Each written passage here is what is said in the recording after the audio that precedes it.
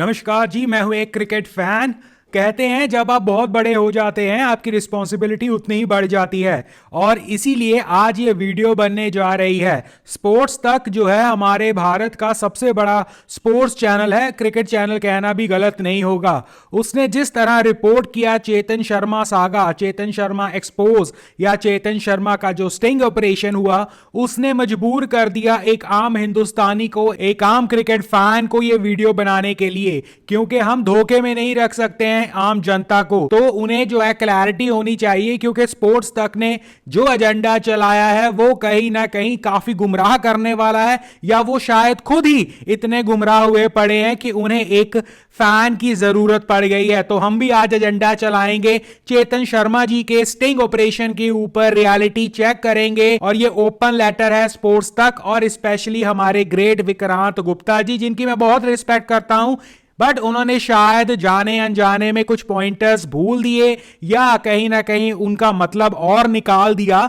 तो हम जो है थोड़ा सा रियलिटी चेक कर लेते हैं। सबसे पहले एक प्रमुख तौर पर उनके पूरे शो पे यह कहा गया कि इसमें कुछ खास तो था नहीं, कि जो हमने पहले से बोला हुआ है, जो हमने पहले से सुना हुआ है वही सब कुछ था।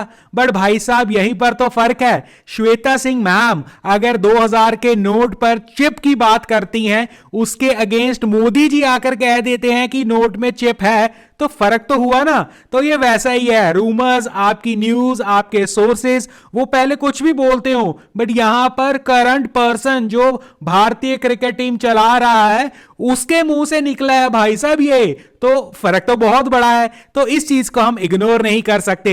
हमें पहले जो पता था वो रूमर्स थे, आपके द्वारा हमें यह भी तो पता लगाया गया था कि विराट कोहली, रोहित शर्मा जो है एक दूसरे को भाते नहीं है, एक दूसरे से लड़ते हैं, एक दूसरे के, इवन यहां तक मैंने तो सुना हुआ है कि एक दूसरे की टीम में अंडर कैप्टेंसी खेलना नहीं चाहते हैं। बट वहां तो जो बिग हाउसेस माउथ है उसने कह दिया कि ये कुछ नहीं है, दोनों की अच्छी पड़ती है और ये सारे रूमर्स हैं कि उनकी नहीं पड़ती। तो फर्क तो है ना, या कुछ तो गड़बड़ है ना। नंबर 2, इंजेक्शन वाला तो जिस तरह से गोल गोल घूमकर एक जलेबी बनाई गई और उसका पूरा मतलब ही अलग निकाल दिया गया। इंजेक्शन लगाना, पेन किलर लगाना या जो बैंड ड्रग्स हैं, माना ये सब कुछ अलग है और क्रिकेट में पेन किलर्स आम है, बट यहां पर जो शायद स्पोर्ट्स तक और पूरी उनकी टीम हमें समझाने में नाकाम रही, या वो खुद नहीं समझ पाए या हमें समझाना ही नहीं चाहते थे, भाई साहब टीम में रहकर और उसमें देशभक्ति भी घुसेड़ दी गई, एग्जांपल्स भी दे दी गई। किसी का हाथ टूटा था, किसी का पैर टूटा था, उसने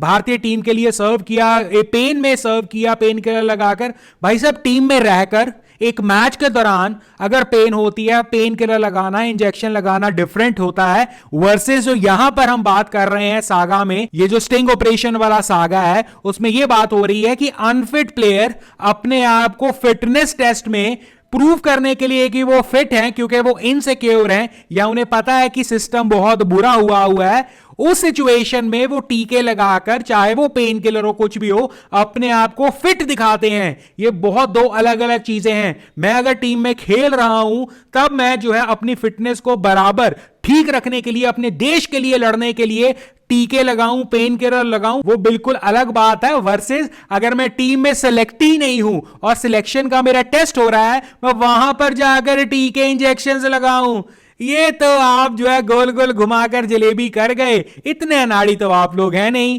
कि आपको ये चीज ना पता हो। तो सिलेक्शन करवाना एक अनफिट प्लेयर का, उसे कुछ देर के लिए टीके लगाकर फिट घोषित कर देना, फिर वो टीम में आता है। और शायद इसी वजह से कुछ प्लेयर्स जब टीम में आए, आई थिंक मुझे याद आता है हार्दिक पांड्या एक दुबई की गेम में बीच विचाले में जो है वह अनफिट हो गए थे, उन्होंने पकड़ लिया था अपना पैर या पीठ कुछ। उसके अलावा आई थिंक शार्दुल ठाकुर के साथ भी ऐसा हुआ था, आई थिंक बुमराह के साथ भी ऐसा हो चुका है। तो ये वही नतीजा है कि जब फिटनेस टेस्ट लिया तब तो सबको जो है गोली देकर वो पेन किलर ले लिए, और ये है वो स्कैम और ये है वो स्टिंग ऑपरेशन की दिक्कत जो आप बिल्कुल ही गोल ले गए और उसे किस तरह खूबसूरती के साथ, देशभक्ति के साथ जोड़ दिया।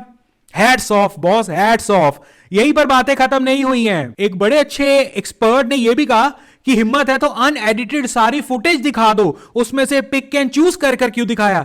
भाई साहब वो मेरे बर्थडे की पार्टी की पिक्चर्स तो थी नहीं, वो एक स्टिंग ऑपरेशन था। आप तो एक नॉर्मल वीडियो, एक नॉर्मल इंटरव्यू से छांट छांट कर क्लिप्स लगाते हो, उसमें से सेंसेशनलाइज करते हो। वो भी एक न्यूज चैनल है जिसने ये स्टिंग ऑपरेशन किया है, और आपको तो ज्यादा पता होना चाहिए। स्टिंग ऑपरेशन का मतलब ये जितना सेंसेशनलाइज कर दो, बट उस सेंसेशन में अगर झूठ है तो हम उस पर निंदा कर सकते हैं, बट अगर उसमें सच है हम उन पॉइंटर्स को क्यों इग्नोर कर रहे हैं। और इस पूरे सागा में जय शाह का नाम किसी ने नहीं लिया, ना ही चेतन शर्मा ने लिया, ना ही लिया स्पोर्ट्स तक ने, ना ही लिया यारी ने, किसी ने नहीं लिया, क्योंकि असली घोड़ा तो इन सब के पीछे एक ही है, असली गुरु एक ही है, बट उनका नाम नहीं लिया। चलिए उन्हें बेनिफिट ऑफ अ डाउट दे देते हैं। और सबसे इंपॉर्टेंट चीज, सौरव गांगुली जिनके ऊपर सभी ने क्वेश्चन मार्क किया, उनका कसूर था या नहीं।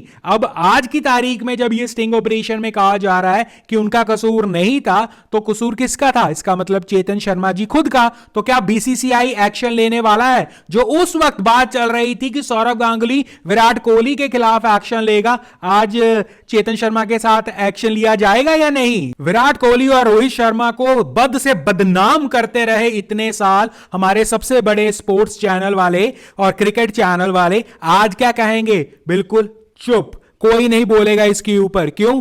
क्योंकि अब तो कहीं ना कहीं आपको पर्दे डालने हैं।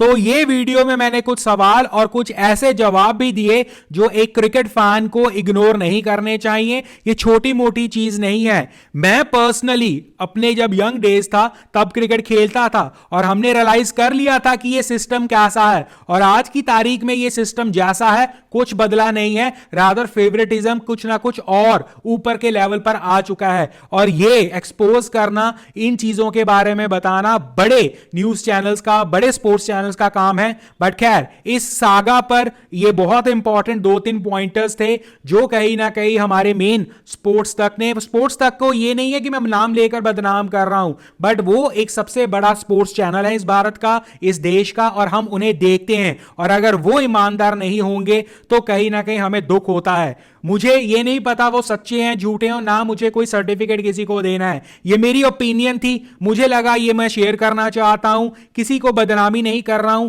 बट मेरे लिए ये पॉइंटर्स रेलेवेंट थे, जिसमें 2-3 पॉइंटर्स ही उन्होंने एड्रेस किए, उनका काउंटर मैंने बताया।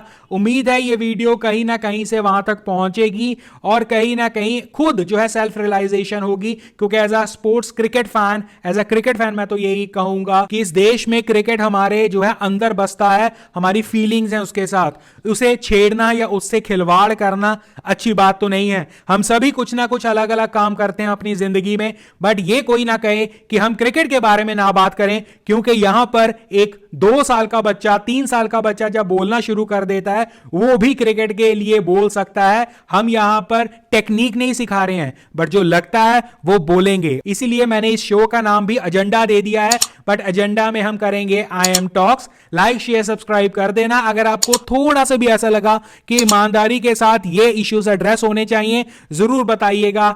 नमस्कार, टेक केयर, बाय बाय।